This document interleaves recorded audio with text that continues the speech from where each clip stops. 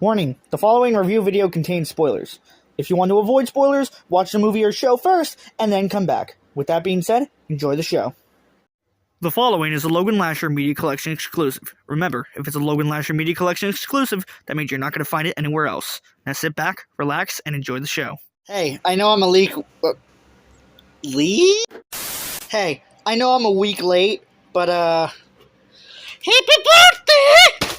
Woo! Woo! Woo! Happy birthday! How are you doing today? Maybe it's time to start investing in physical therapy.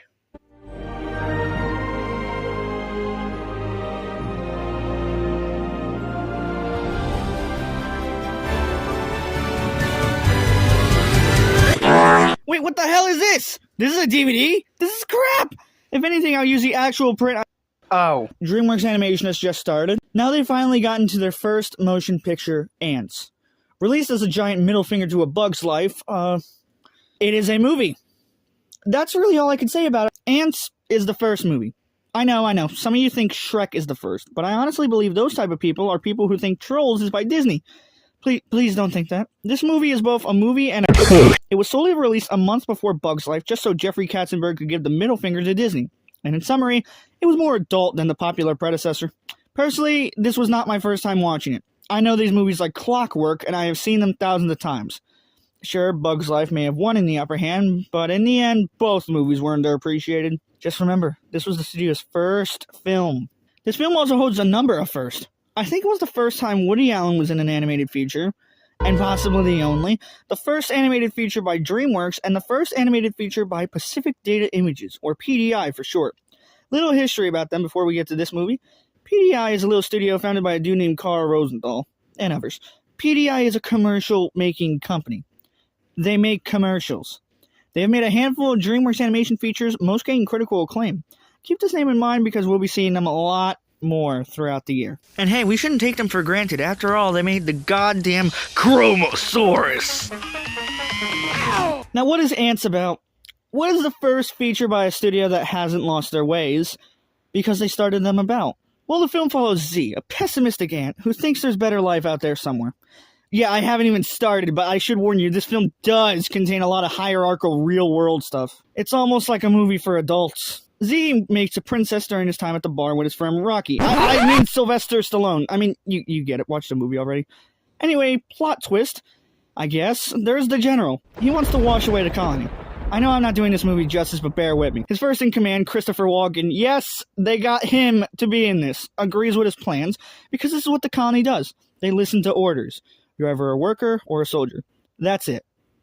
What a first movie! Anyway, Z and Stallone decide to switch places after Z decides that he wants to see the princess again after a, lovely night out. What he doesn't know is that he was sent into war with the termite army. Everyone dies except for him because that would just be a macabre ending. The soldier/worker makes it back, much to the general's despise. What a first movie! When he finally gets to see the Majesty, he offers belittling comments. His words, not mine. The secret accidentally goes out, much to the General and Queen's worry, and before you know, the two are sent into a magical adventure. Or a crazy adventure, whatever you want to call it. After hiding from a giant magnifying glass, Z tries to find Insectopia, a place by a crazy soldier who was unfortunately cut off from his route and found the place, much to the princess's annoyance. The princess eventually joins the adventure due to her want to survive from a nightmare-fueled praying mantis. What a first movie, bitches! The two eventually cross a monolith and eventually make it to Insectopia. However, social hierarchy is happening around in the colony. Ants don't want to work, and they want to give Z a chance. Funny. The general isn't a fan about this because he already has plans to flood the colony. Yeah, that's what I meant by washed away. Z and the princess eventually make it back, two different ways, and while Z saves the princess, the two have to save the ants from being drowned and flooded. I could continue, but I've already talked about 85% of the movie, if not all of it. I'm pretty sure you can connect the dots about what happens. If you've seen the movie, if you haven't seen the movie, time to get out this review and connect your dots yourself. So yeah, not bad for a first feature film. Not memorable, but works. First off, the story is pretty much okay. It's a simple adventure story, mixed with many immature themes. Themes such as death, hierarchy, and God damn, what a first film. I gotta say that some of the animation definitely looks pretty good, especially for 1998. The locations shine out the most, and the voice acting is there. The score is incredible. Harry Gregson Williams and John Powell are a force to be reckoned with. And I don't hesitate when I say this, but this film had a giant nostalgic factor for me. Every time I watch it, I know I was not the target audience, and many of the curse words and sexual references... You know, I was gonna let you become part of my most erotic fantasies. ...blew by me as a child, but overall, it wasn't bad for a first film, and it works in its own ways. Overall, this film falls into the pretty good category. For a film that's 25 plus years old, it still definitely holds up.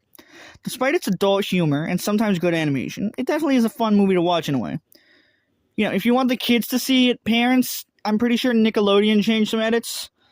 However, it feels like years since they've aired it because they're too busy, SpongeBob, there you go. The movie was okay during its run at the box office. It did okay. But if you waited patiently, good stuff will happen. Remember this formula.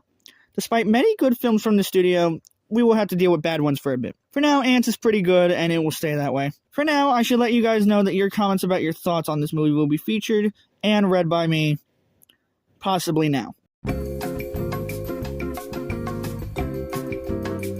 I personally think Antz is underrated. Antz is goated. Okay. Anyway, next week is the Prince of Egypt, so get your videos and comments out there. Thank you guys so much for watching. Stay tuned next week, and you're always welcome in the vault. Oh my god, I finally got it done. I'm going to have to juggle with doing 2 reviews now, because the X-Men 97 reviews come out this Friday. I spent my entire Sunday, that entire day, just editing this video. A almost 8-minute video. And now here I did promise Monday at 5, but now it's going to be today at 6 or whatever. I don't know, I always record these outros at the end of the day, so let's just get this over with. I have 30 more seconds. Special thanks to my Patreon production assistants, David Ibbotson and Caleb Hernandez Jr. Stay tuned next week for The Prince of Egypt, and I am so excited to finally be doing that.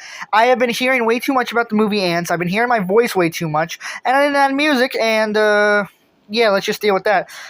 I know I used a lot of footage that was copyright, so all rights belong to NBC, Universal, and DreamWorks Animation for the clips shown in this video. Have a great day. I am very tired, again. Who the is that?